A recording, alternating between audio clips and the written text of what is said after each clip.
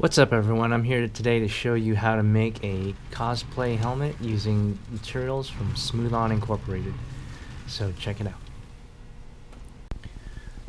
We're going to begin today by securing our original resin model to a melamine board. We're going to use some hot glue to do this. I'm going to work the hot glue onto the base of the helmet, and after applying the glue, I'm going to press it down onto the melamine board to secure it to the board. Next, we're going to take a small amount of sulfur-free clay, and we're going to work the clay onto the bottom edge of our model where it meets the board. And this is to prevent any liquid rubber from getting underneath the model as we make our mold. The clay that we use here is called Sculptex Soft. Today we'll be making a glove mold using Dragon Skin 10 Fast. This is part A, and this is part B. Dragon Skin 10 Fast is a fast-setting platinum cure silicone rubber.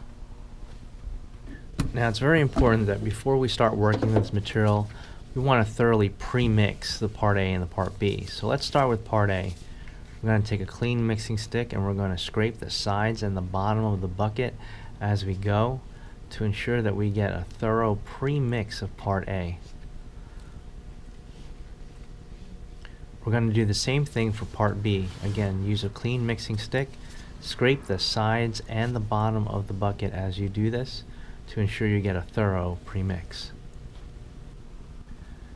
Now we're going to dispense part A of Dragon Skin 10 Fast into a clean container.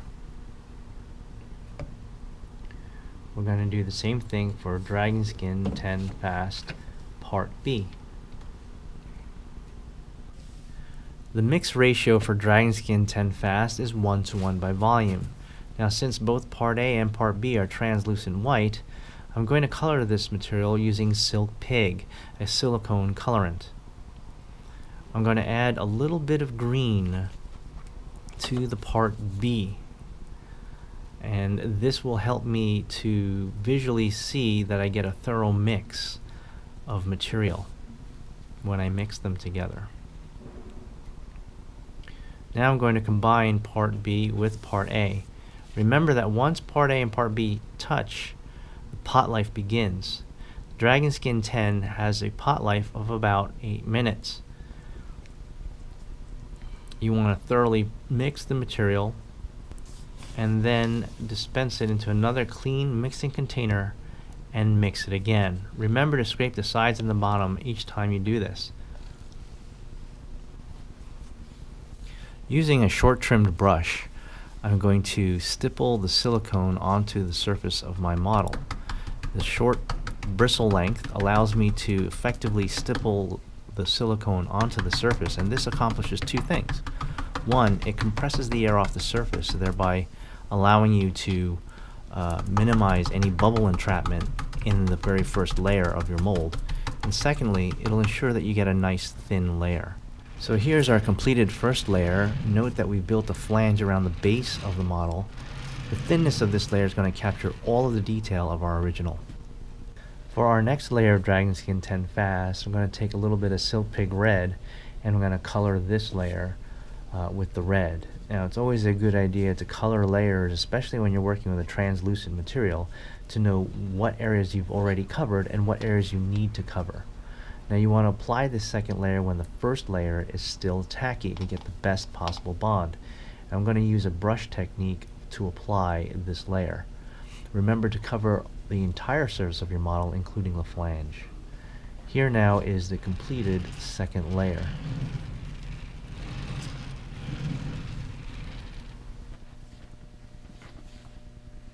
At this point, I'm also going to create some registration keys using Dragon Skin 10 Fast. I've colored it with Silk Pig Blue, and I'm going to pour it into these little 1-ounce containers to create small little registration keys for my mold rubber. I also have a metal strip that I'm going to pour silicone into to create long horizontal strips for registration. I'm going to allow this material to cure up and set it aside for use later in the process.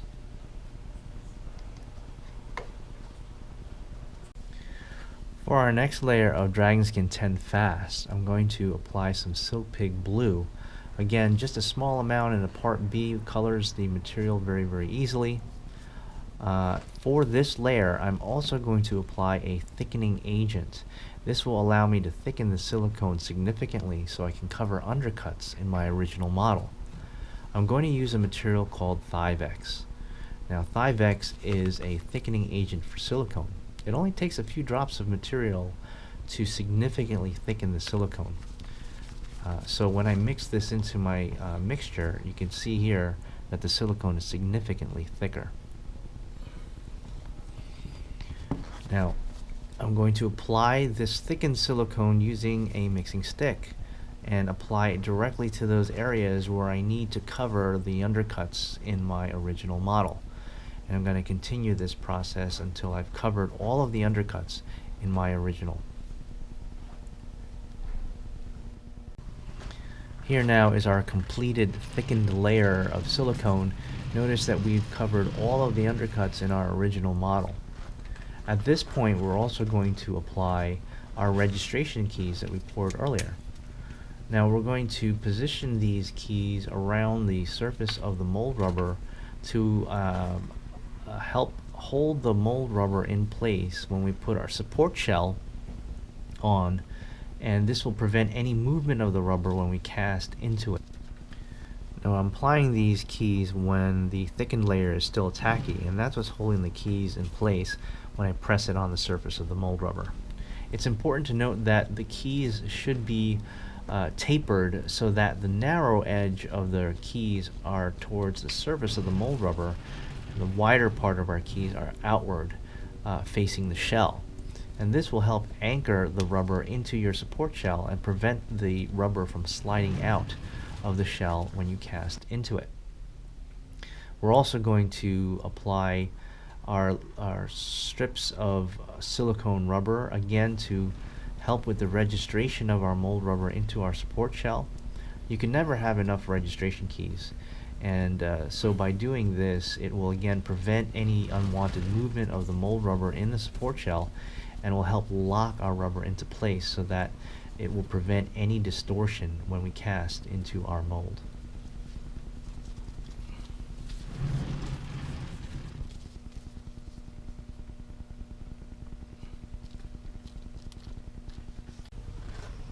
Okay, so now we have all our registration keys in place on our mold rubber, and we're ready to apply our final coat.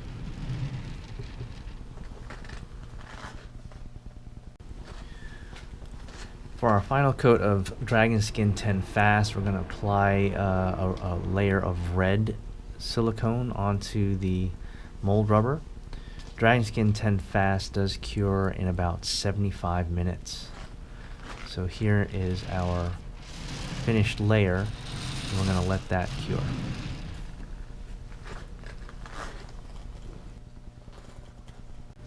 Once the mold rubber is cured up, it's time to trim the flange. Using a straight edge, I'm going to cut the flange about 2 to 3 inches away from the base of the mold rubber. This will help to register the mold rubber to our support shell. I'm also going to trim the corners to give the mold rubber a unique shape that will sit in the support shell exactly the same way every time I use it. Here now is the completed mold rubber ready for our support shell.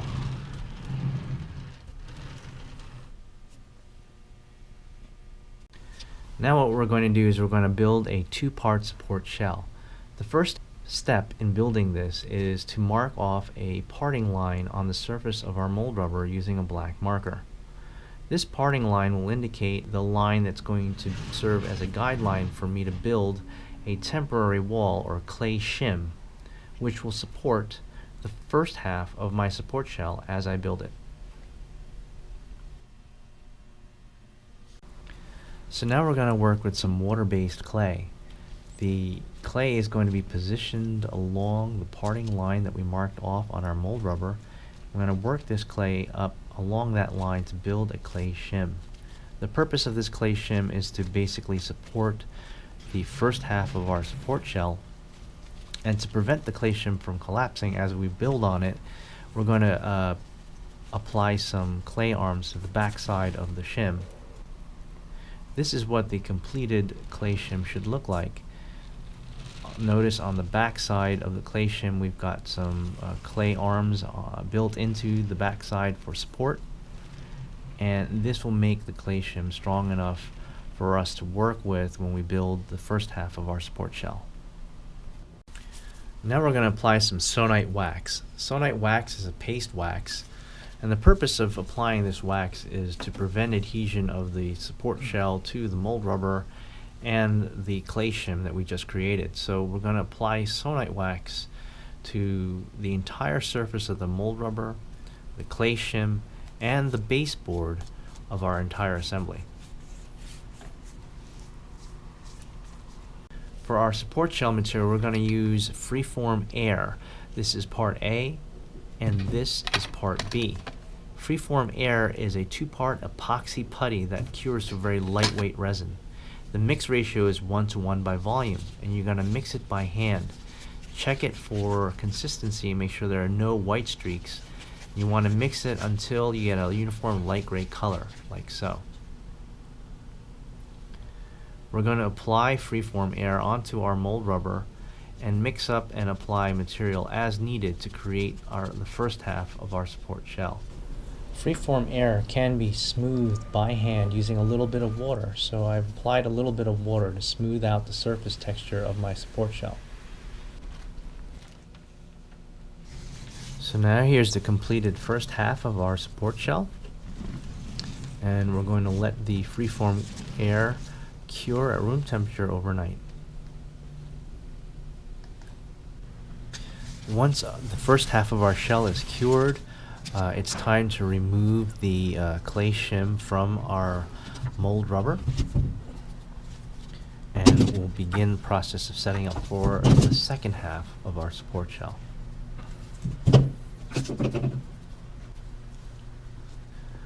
Again, we're going to apply sonite wax to all surfaces, including the mold rubber and the baseboard, making sure that the sonite wax dries before we apply freeform air epoxy putty to build our second half of our support shell.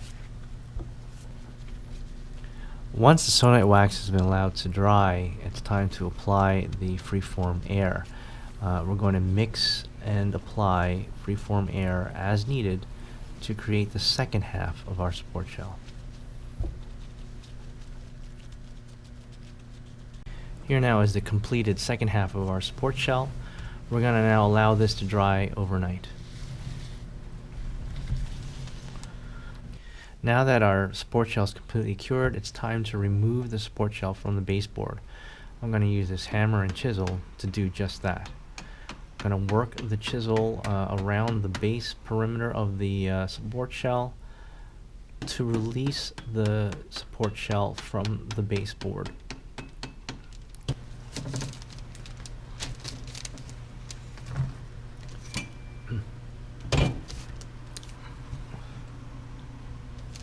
Now I'm going to take a smaller chisel and I'm going to work the chisel into the top part of the support shell to separate the two halves.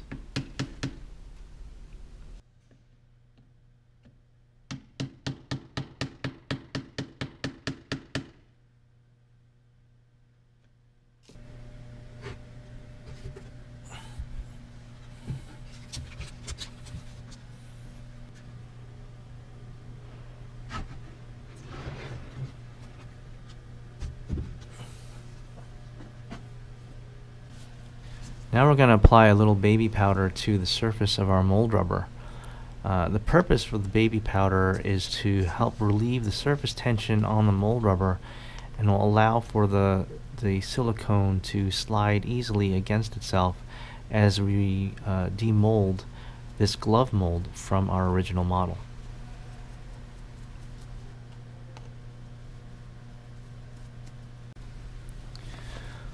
So now we've applied the baby powder, we're going to gently roll the glove mold up from the base of the model and invert the mold as we remove it. to demold our original model.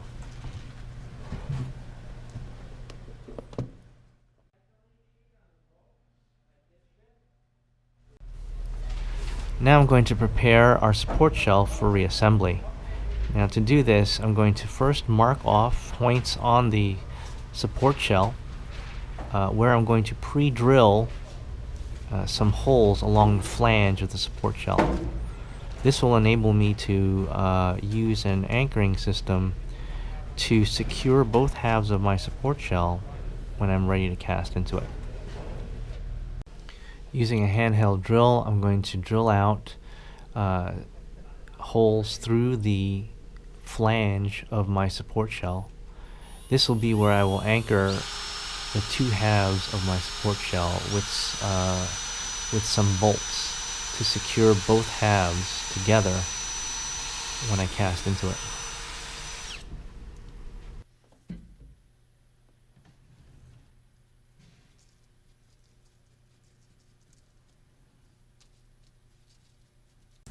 Now it's time to reseat the mold rubber into the shell.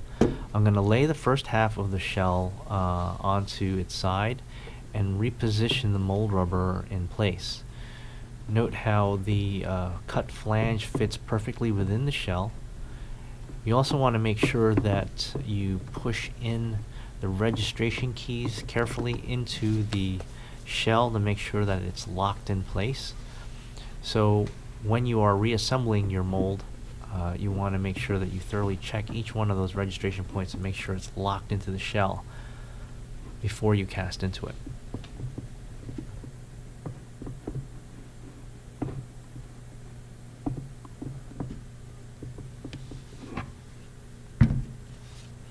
To anchor my shell, I'm going to use some wing nuts and bolts to secure both halves of my support shell together, and this will hold the entire assembly tight when I cast into my mold.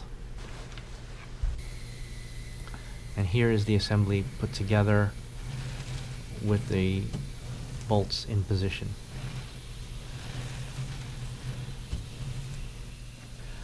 Our mold is now ready for casting.